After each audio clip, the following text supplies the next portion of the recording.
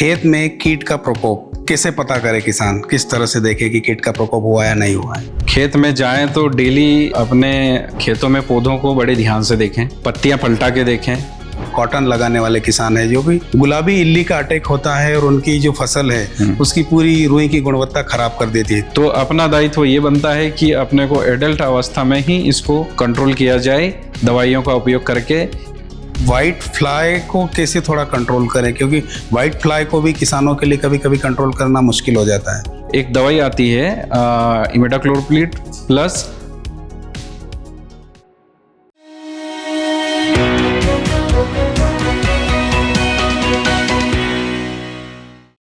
नमस्ते किसान भाइयों, आपने बहुत सारे YouTube चैनल देखा होगा, कृषि संबंधी जानकारियाँ इकट्ठी की होगी, पर आज हम एक ऐसी शख्सियत को लेके आए हैं आपके सामने जो कि कीट के बारे में जानकारी बताएंगे, कीड़ों के बारे में कि जो कीड़ों के कारण होने वाला नुकसान अपनी फसलों पे कितना होता है, तो उसके बारे में हम जानकारी लेंगे डॉक्टर राजेश आर्वे सर से। सर नमस्कार साथियों, मैं डॉक्टर राजेश आर्वे, सहायक प्राध्यापक उद्यानिकी महाविद्यालय बंसोर मैं पदस्थ हूँ एज ए एंटोमोलॉजिस्ट। और मैं बात करूँ विशेषज्ञ के रूप में तो कीट दो प्रकार के होते हैं मुख्यतः सर। तो उसमें बात करूंगा, एक तो रस चूसक कीट और एक होते हैं जो सॉलिड फूड मटेरियल खाते हैं। ठीक है, तो बात करें सॉलिड फूड मटेरियल में तो उसमें बहुत सारे इंसेक्ट अलग अलग गण के अंतर्गत आते हैं, तो मैं नाम गिनाना चाहूँगा। उसमें बोरर्स है, बटरफ्लाइज है, मॉथ है। और दूसरी कैटेगरी में बात करूंगा कि जैसे रस चूसक कीट है तो एफिड है, जेसीड है, व्हाइट फ्लाई है। तो ये अपने मुखांग को रस चूस के पत्तियों में या तनों में हानि पहुंचाते हैं। ये रस चूसक कीट का काम है। और पौधों में जैसे पत्तियां होती है तो पत्तियां मुड़ जाती है, उसको कर्लिंग बोलते हैं, कर्लिंग हो जाती है और इस प्रकार से ये हानि पहुंचाता है और पौधे में पीलापन हो जाता है। दूसरी तरफ बात करें कि ये जो सॉलिड फूड मटेरियल खाते हैं तो वो जैसे फ्रूट बोरर हो गया तो वो फल में छेद करके खाता है और अंदर के अंदर उसका एक्सक्रीटा गिरता है, उसका मल होता है, उसकी जो इल्ली अवस्था होती है वो अंदर खाती है और वहीं के मल गिराती है और फल को खराब कर देती है। ये फल छेदक का काम है।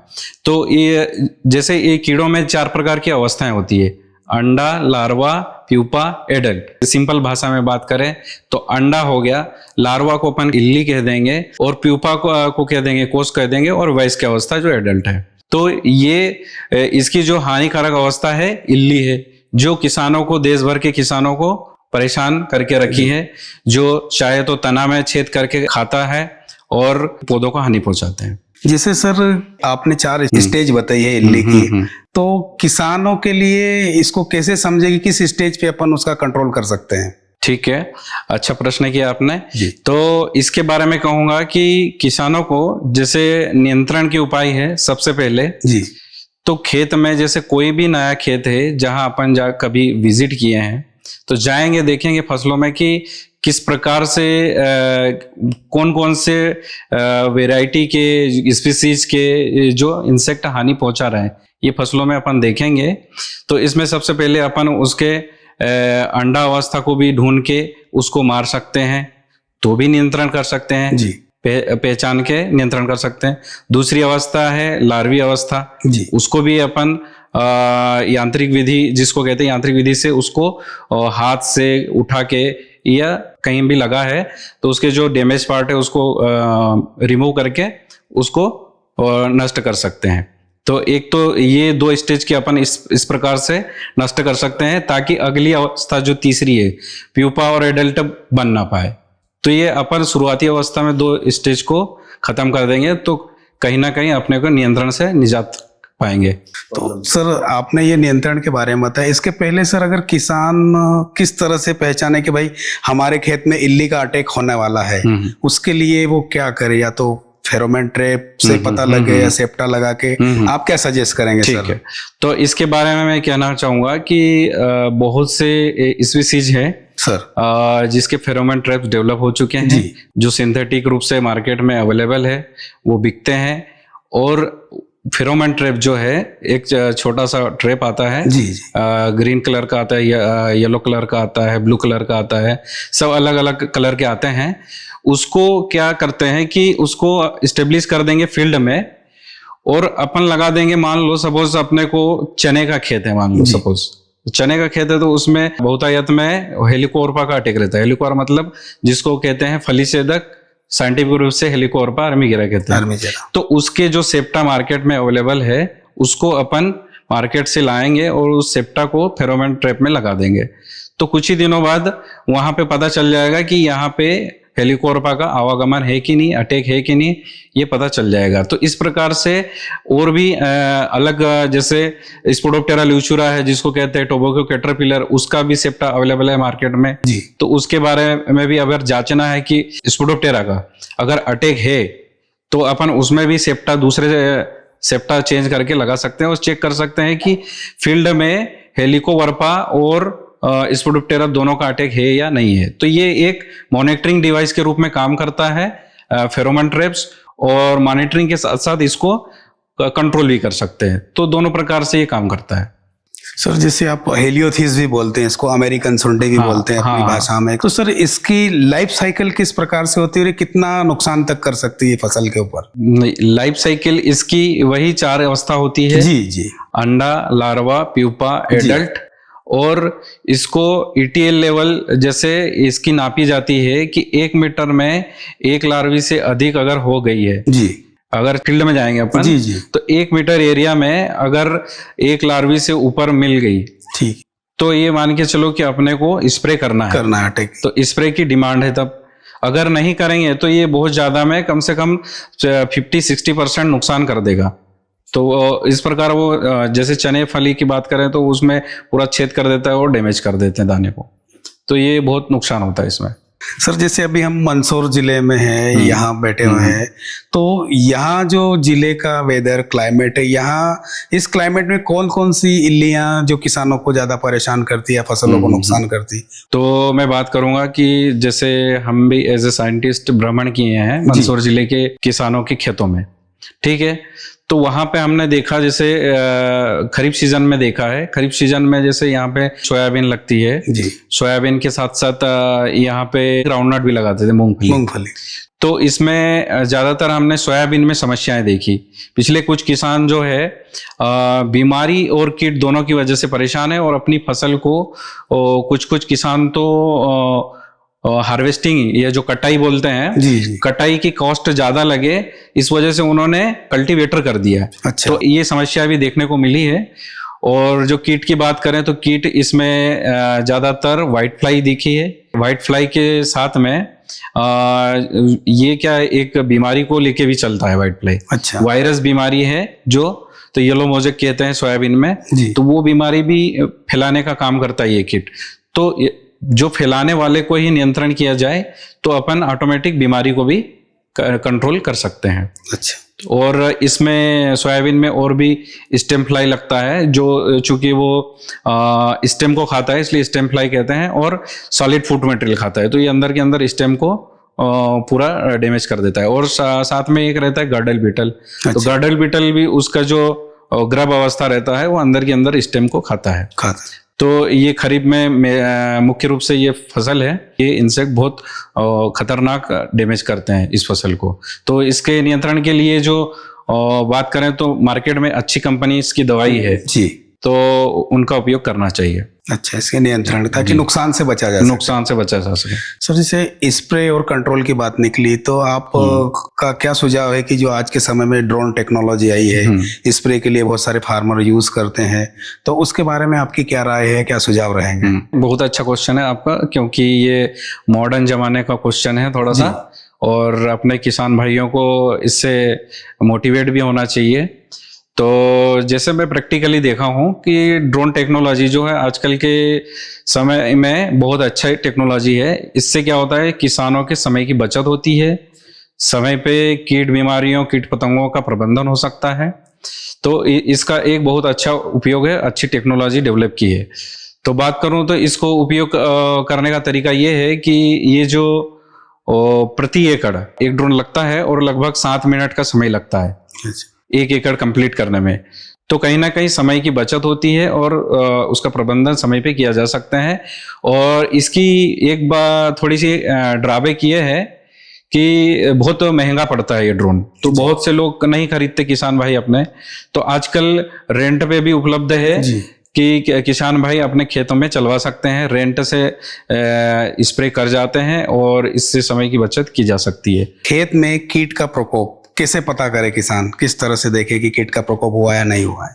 तो ये पहली बात है कि इसमें अपन खेतों में गए, एक तो सबसे पहले जो भी है किसान भाई को मैं ये सुझाव दूंगा सर कि खेत में जाएं तो डेली अपने खेतों में पौधों को बड़े ध्यान से देखें जी, पत्तियां पलटा के देखें, या तने में कुछ समस्या है तो तने को देखें, उसको अंदर की तोड़ के देखें कि आखिर में असल में प्रॉब्लम क्या है उसमें। तो ये देखना जरूरी है। इससे पता चलता है कि अपने को कि पत्ती में कीड़ा लगा है कि तने में लगा है, ये अपने को पता चल जाता है। और किस प्रकार का कीड़ा लगा है, जैसे पत्ती में लगते हैं कीड़े तो कुछ रस चूसक कीट होते हैं, मिलीबग हो सकता है, जेसिड हो सकता है, व्हाइट फ्लाई हो सकता है, और भी ये कीट हो सकते हैं रस चूसक कीट अन्य। और बात करें इसमें इल्ली भी लग सकती है, इल्ली का प्रकोप भी हो सकता है, मॉथ बटरफ्लाई सभी हो सकते हैं जी। तो अगर इल्ली का अटैक है तो ये मान के चलेंगे कि अपन इल्ली खा रही है पत्तियों को, और रस चूसक का अटैक है तो अपन समझ जाएंगे कि रस पूरा चूसता रहेगा और पत्तियां पीली पड़ जाएगी जी। तो इससे कहीं ना कहीं अपन पहचान सकते हैं, जैसे कोई सा भी हो, चाहे फ्रूट से संबंधित हो, वेजिटेबल से संबंधित हो, और अपने अनाज वाली फसलें हो, कहीं ना कहीं पौधों में ये अपना निगरानी करेंगे तो कहीं ना कहीं अपने को पता चल जाएगा कि किस इंसेक्ट का अटैक है और इसका क्या एक्शन लेना चाहिए, नियंत्रण उपाय क्या अपनाया जाए। ये सलाह मशवरा भी कर सकते हैं। नजदीकी कृषि विज्ञान केंद्र है और यहाँ पे उद्यान की महाविद्यालय में भी साइंटिस्ट उपलब्ध है।